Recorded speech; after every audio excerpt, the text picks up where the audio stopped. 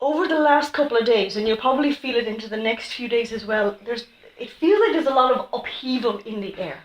Even if you just look at news stories and things like that, there's a lot of upheaval. And we're coming up to a full moon this week. Full moon, I think, is on Thursday. Yeah.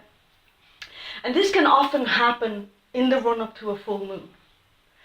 The moon cycle has beginning at new moon, and it sort of has an intention of what it's to complete by the full moon.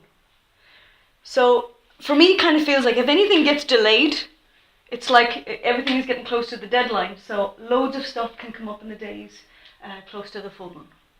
So I found over the weekend, I had very disrupted sleep, really crazy dreams, just mad sort of, I couldn't even describe them to you kind of dreams, except the kind of ones where you wake up and you're kind of wondering, what was that? And then you kind of go back into sleep, but you go back into the same dream. You know, this kind of stuff was happening for me all weekend, yeah. And we also have something very interesting between Venus and Mars on Thursday. So if you think about Venus and Mars, they represent the feminine and the masculine. Yeah, remember that book? Mm.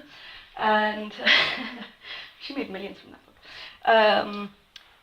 So both of these are in the same sign of Virgo on Thursday. And this is very significant because these two only meet every couple of years. The last time that they met like this was in November 2015. So the two of these meeting again, this is, it's stirring up lots of things in relation to love, and love in terms of relationships and things like that. But it's also going to stir up certain things about our inner relationship with masculine and feminine.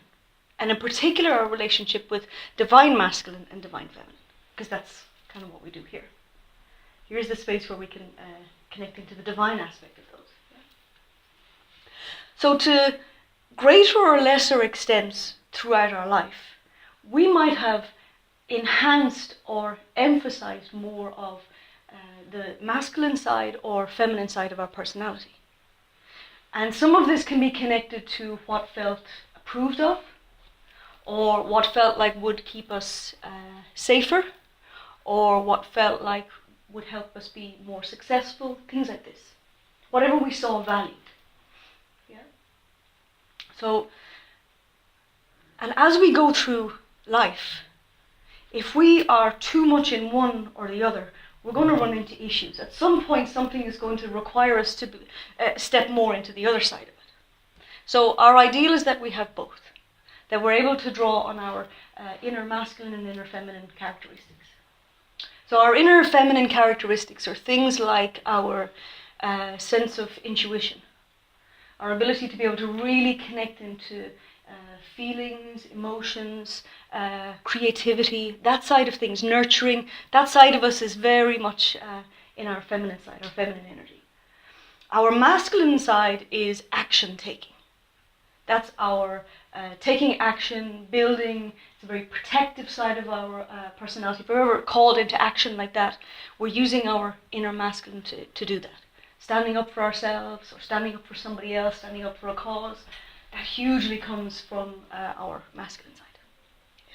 So we need both. There's no, in our inner world, we can have a leaning towards one or the other for different reasons. But we really need to have access to both. For our relationships, for work, for everything.